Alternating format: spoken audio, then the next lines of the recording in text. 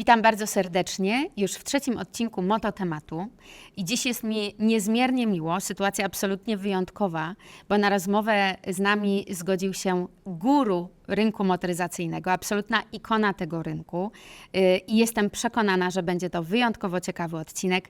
Bardzo mi miło powitać w Mototemacie pana prezesa Jakuba Farysia, prezes PZPM, Polskiego Związku Przemysłu Motoryzacyjnego. Dzień dobry, panie Jakubie. Dzień dobry, ja czuję się zażenowany takim przedstawieniem, ale oczywiście mi jest bardzo miło, więc spróbuję stanąć na wysokości zadania. Ten rok wydaje się być takim rokiem ożywienia tej sytuacji gospodarczej w Polsce. Polacy pytani o to, czy chcieliby kupić samochód w trzecim kwartale 2023 roku, powiedzieli, że tak. I było ich aż 8% ze wszystkich pytanych, co stanowi prawie 5 punktów procentowych wzrostu w stosunku do równoległego okresu w roku ubiegłym. Dodatkowo od lutego 2023 roku spada nam inflacja. I to są te dane, które widzimy makroekonomiczne. I wydawałoby się, że te nastroje konsumenckie, które są najlepsze od końca 2021 roku, mogą zwiastować ożywienie, jeśli chodzi o rynek motoryzacyjny. I rzeczywiście pytanie jest takie, czy to ożywienie rzeczywiście pan zauważa? No tak, wygląda na to, że sytuacja gospodarcza, mimo obaw, mimo wojny w Ukrainie, mimo tych wszystkich niedobrych rzeczy, które działy się w ostatnich kilku latach, nam się poprawia. Tak. Wydaje się, że optymizm, szczególnie przedsiębiorców, jest większy niż jeszcze niedawno myśleliśmy, że będzie. To zresztą widać po wynikach samochodów dostawczych czy ciężarowych. Tak. One są nieco lepsze niż w zeszłym roku, no ale pamiętajmy, że przez ostatnie lata, mimo pandemii, ten rynek bardzo rósł. Ciągle mam na myśli samochody osobowe, samochody dostawcze i ciężarowe. Więc wydaje się, że tutaj to ożywienie widać, ale też widać je w samochodach osobowych, bo mamy kilkunastoprocentowy wzrost. My na Otomoto widzimy, że o 17% wzrosła nam ilość wystawianych samochodów we wrześniu do analogicznego okresu rok wcześniej i biorąc pod uwagę te nastroje konsumenckie, wydaje się, że dilerzy samochodowi powinni być zadowoleni. Nie oszukujmy się, ta sytuacja spowodowana przede wszystkim przez zerwanie łańcuchów dostaw, w konsekwencji kryzys, bardzo poważny kryzys półprzewodnikowy. W zasadzie ta sytuacja już się normuje. No i zaczynam wracać normalny rynek. Spotkałem się z takimi opiniami, że no dobrze, no to było coś bardzo dobrego dla was, no bo nie musieliście nic robić, a klienci stali w kolejkach. No nie, to nie jest dobra sytuacja. To zaburza rynek, to zaburza w ogóle postrzeganie całego rynku, więc ja bardzo cieszę się, że wracamy do normalności. Tej normalności, jeszcze raz powtórzę, kapitalistycznej. Tak, i chyba musimy o tym mówić, bo cały czas wśród potencjalnych kupujących jest jakieś myślenie, że nie wiadomo, czy ten samochód będzie dostępny, czy ja go w tym roku odbiorę, nie wiadomo, co jest na placach, czyli ta sytuacja pandemiczna, ona gdzieś tam w tych kuluarach, w takim zwanym, jak ja to mówię, marketingu szeptanym, czyli kiedy rozmawiamy ze znajomymi, z przyjaciółmi, z przedsiębiorcami, to oni wciąż się zastanawiają, a czy jeszcze nie poczekać z zakupem do przyszłego roku, bo nie wiadomo, czy te samochody są, więc utnijmy to, samochody są dostępne. W przeważającej większości, możemy powiedzieć, zdarzają się jeszcze pojedyncze przypadki, kiedy faktycznie są kłopoty, ale w przeważającej większości zapraszamy klientów do salonów, żeby wybrali sobie samochód. Oczywiście mówimy o nowych samochodach, żeby ten wymarzony samochód zamówili, czy to do produkcji, czy to kupili gotowy, już stojący. I mam nadzieję, że już za pół roku będziemy mówili o zupełnie normalnej sytuacji. Porozmawiajmy chwilę o cenach. O cenach samochodów i jak te ceny nam rosną nieprzerwanie już od dłuższego czasu. I z danych, które widzimy rejestracyjnych, wynika, że nasi Polacy i Polki kierują się w stronę jednak samochodów używanych.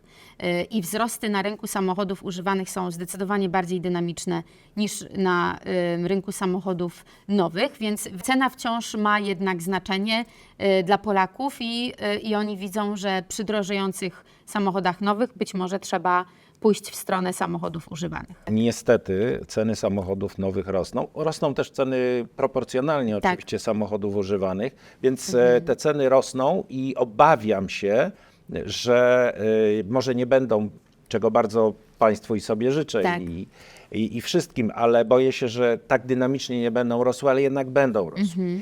No i teraz pytanie, czy nas, Polaków, stać na to? No, trzeba przypomnieć, że mniej więcej 3/4 samochodów nowych, osobowych sprzedawanych w Polsce Tak. to są firmy, Tak. które używają tych samochodów jako narzędzia, więc kupić je muszą. Tak. Choć wydaje się, że pewnie niedługo będą kupowały mniej, no choćby z tego powodu, że przechodzimy właściwie już w każdej firmie w większym lub mniejszym stopniu na pracę domową. Tak. Czyli krótko mówiąc, mniej samochodów trzeba. To po pierwsze. Po drugie, rozwój różnych narzędzi, nazwijmy to ogólnie internetowych, powoduje, że jeszcze to, co musieliśmy 15 czy nawet 10 lat temu załatwić fizycznie, możemy w tej Dziś chwili już nie ma takiej załatwić, potrzeby. siadając do klawiatury komputera. Tak. Więc to wszystko powoduje, że pewnie ta ilość samochodów będzie mniejsza. Do tego jeszcze dochodzą bardzo intensywne oczekiwania nie tylko organizacji proekologicznych, ale też na przykład włodarzy miast, żeby było szczególnie w miastach jak najmniej samochodów. To prawda, tak. To wszystko powoduje, że po pierwsze tych samochodów będzie mniej, po drugie, tak jak powiedziałem, one niestety pewnie będą drożały. Ja tylko mam nadzieję, że nie będą tak dynamicznie drożały jak w ostatnim roku. A jak sobie spojrzymy na dane ogólne, to ze wszystkich samochodów zarejestrowanych 64% to samochody używane. My wciąż jesteśmy krajem, który bardzo dużo samochodów importuje. Pytanie, jakie te samochody będziemy importować i czy ten park samochodów, o którym Pan wspomniał, będzie nam młodniał, czy jednak będzie się starzał? Od dawna w kontekście zresztą różnych podatków mówimy o tym, że należy wreszcie w Polsce wprowadzić system podatkowy, który będzie promował kupowanie nowszych samochodów. Ja nie mówię nowych, bo Tak. ja jestem realistą. Tak. I dokładnie tak jak pani powiedziała, od lat mniej więcej rynek ułożony jest tak, że 1/3 wchodzących samochodów na rynek, mam na myśli pierwsze rejestracje w Polsce, to są samochody nowe, Tak. 1/3 to są samochody używane starsze niż 10 lat Tak. i 1/3 to są samochody młodsze niż 10 lat, ale mówiąc szczerze, w tym przedziale od 0 do 4 lat to jest ich mało. Bardzo niewiele, tak. Bardzo niewiele. Generalnie co do zasady możemy powiedzieć, że ostatnie lata to niestety starzejący się park, Tak. mam na myśli te wchodzące pojazdy. No właśnie, i może pomoże nam tutaj Unia Europejska z legislacją, i mówię to bardzo przewrotnie.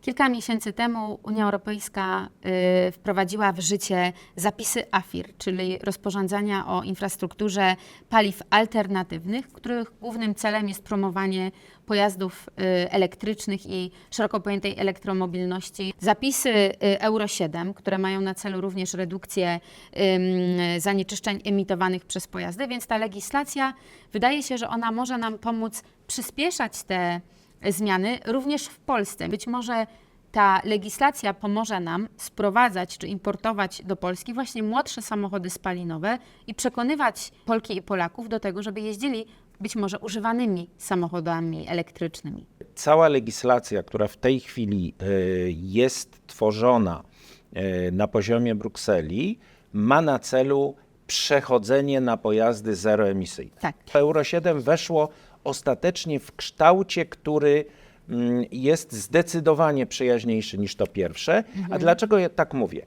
Mówię tak dlatego, że my od samego początku mówiliśmy, że zmiana z Euro 6, która jest bardzo restrykcyjną normą, chyba najbardziej restrykcyjną na świecie, na Euro 7 przyniesie niewielki efekt środowiskowy. Czyli krótko mówiąc, musimy wydać mnóstwo pieniędzy po to, żeby osiągnąć stosunkowo niewiele. Więc my mówimy, no to dobrze, no to jeżeli mamy wydać te pieniądze, to niech my je wydamy na przechodzenie na zeroemisyjność. Tak. To jest znacznie rozsądniejsze. No i na całe szczęście kraje członkowskie, Parlament Europejski zdecydowały się przyjąć nasz sposób rozumowania, w związku z czym to Euro 7 będzie dość łagodne i w dodatku opóźnione w czasie. AFIR mówi o bardzo wielu rzeczach, ale z naszego punktu widzenia najistotniejsze jest to, że mówi o tym, ile stacji ładowania, zarówno w odniesieniu do samochodów osobowych, dostawczych, jak i ciężarowych, musi pojawić się w perspektywie najbliższych kilkunastu lat. No i taka mapa powstała w I to ministerstwie. zdaje się być duże wyzwanie dla Polski. Bardzo duże wyzwanie, dlatego że my mamy problem nawet nie tyle z prądem, bo czasami mówi się, nie starczy nam prądu. Tak. No, wszystko wskazuje na to, że tego prądu nam starczy, natomiast największym problemem są sieci przesyłowe i czas uzyskiwania pozwoleń niezbędnych i ta cała procedura. To nie jest tak, że te stacje ładowania mogą powstać tam, gdzie energetycy są w stanie doprowadzić prąd. Nie, my je potrzebujemy w określonych miejscach. No więc ta mapa, która powstała właśnie w kontekście AFIR-u w Ministerstwie Klimatu i Środowiska, jest mapą, która pokazuje, w jakich miejscach w perspektywie do 2030 roku będą te stacje wybudowane, ale z uwzględnieniem możliwości. Czyli to nie jest pobożne życzenie, gdzie my byśmy chcieli, ta mapa pokazuje coś, co jest fikcją, Tak. tylko na tej mapie pokazane są miejsca, Gdzie w musi się to których znaleźć. faktycznie jest szansa, biorąc pod uwagę możliwości energetyczne, żeby ona się pojawiła. My jesteśmy takim krajem, który, jeżeli popatrzymy na połączenia lotnicze, to jest trochę za mały, Tak. bo tych połączeń lotniczych wewnątrzkrajowych jest stosunkowo niewiele. Tak. Natomiast z drugiej strony jesteśmy na tyle dużym krajem, że zwykle, jeżeli jeździmy między szczególnie dużymi miastami, to jest to tak mniej więcej około 300 kilometrów, Tak. uśredniając oczywiście. No i teraz to jest na tyle dużo, że po drodze trzeba ładować. No tak. A jak chcemy tego samego dnia, na przykład z Poznania do Warszawy przyjechać i wrócić, to tych ładowań jest co najmniej 2. Więc infrastruktura ładowania będzie absolutnie krytyczna dla sukcesu zeroemisyjnych pojazdów. Zarówno prąd, jak i wodór. Liczmy na to, że tak się zdarzy i ta zeroemisyjność czy samochody elektryczne również spowodowały pewną zmianę modelu biznesowego, w którym działa branża motoryzacyjna i wielu producentów poprzez importerów wprowadza tak zwany model agencyjny, czyli taką sprzedaż bezpośrednio do klienta końcowego poprzez producenta czy importera bez jako takiego czy dotychczasowego udziału dealera. To też jest bardzo duża zmiana, którą sieć dealerska musi, czy chce, czy nie chce przejść. Jeszcze 10-15 lat temu model był dość prosty. Producent, w skrócie nazywajmy to fabryka, Tak. produkowała samochody. Te samochody via importer były sprzedawane dealerowi, czyli nie, na ogół w większości wypadków niezależnej kapitałowo firmie od producenta. No i dealer kupował te samochody, a następnie je sprzedawał z większym, mniejszym rabatem. To już był obszar absolutnie dealera. Tak. Model agencyjny jest troszeczkę inaczej skonstruowany, a mianowicie tak, że fabryka, znowuż używajmy tego skrótu myślowego, ten samochód produkuje i dealer nie kupuje go, tylko szuka klienta i dostaje za to określoną prowizję. Teoretycznie możemy powiedzieć, że w optymalnym układzie to jest mniej więcej dealer zarobi tyle samo. Natomiast z całą pewnością zmienia się ten model kontaktu z klientem. Dlatego, że po pierwsze dealer długoterminowo kiedyś budował długoterminową relację z klientem. Tak. Dzisiaj, jeżeli będzie gdzieś docelowo, na przykład taka forma, że klient usiądzie sobie do komputera, skonfiguruje samochód, gdzieś się nim przejedzie i po skonfigurowaniu kliknie tylko odbiór udanego dealera i on pojawi się, no bo gdzieś ten samochód trzeba odebrać, Oczywiście, prawda? tak. I on się tam pojawi i odbierze ten samochód, no to właściwie relacji z dealerem nie ma żadnych, Tak. bo on może kliknąć dealera X, Y albo Z. Taki, Jest mu który wszystko będzie jedno bardziej i na odpowiadał, ogół tak. będzie klikał tam, gdzie jest mu najwygodniej odebrać, Tak. a nie gdzie dealer ma z nim zbudowaną relację. Tak. Mam na myśli oczywiście ciągle tego klienta. No i teraz pytanie, co dalej? No właśnie. Czy ten klient, czy ten dealer będzie w czasie tego odbioru miał szansę zbudowania jakiejś relacji? No nie bardzo. Dzisiaj idziemy raczej w kierunku uproszczenia tego i takiego pakietowego modelu budowania samochodu.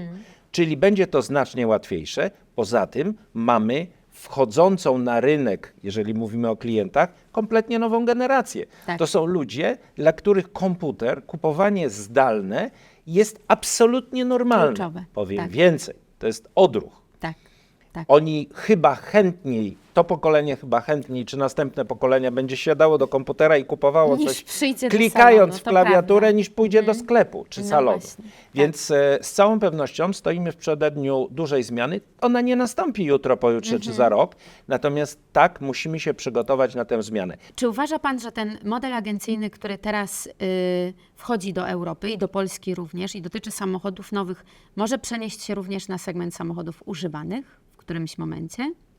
Czy to będzie ten obszar dla stacji dealerskich, w którym będą mogli jeszcze być takim zaufanym doradcą dla klientów i móc ich wspierać i te relacje budować w tym segmencie samochodowym? Na pewno ten model się zmieni.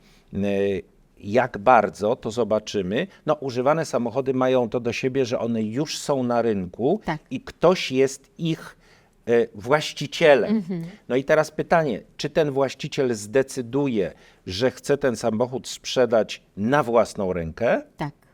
Widzę portale, na których Ogłoszeniowe, można sobie, tak. ogłoszeniowe, gdzie można sobie znaleźć ten samochód, czy wręcz przeciwnie, pomału zacznie zwyciężać model odsprzedania tego samochodu dealerom. Myślę, że jeżeli myślimy o tych nowszych samochodach, 3-4-letnich, szczególnie tych kupionych w Polsce z pewną historią, a pamiętajmy, że dzisiaj właściwie już prawie wszyscy producenci przeszli na elektroniczną książkę gwarancyjną, Tak, tak.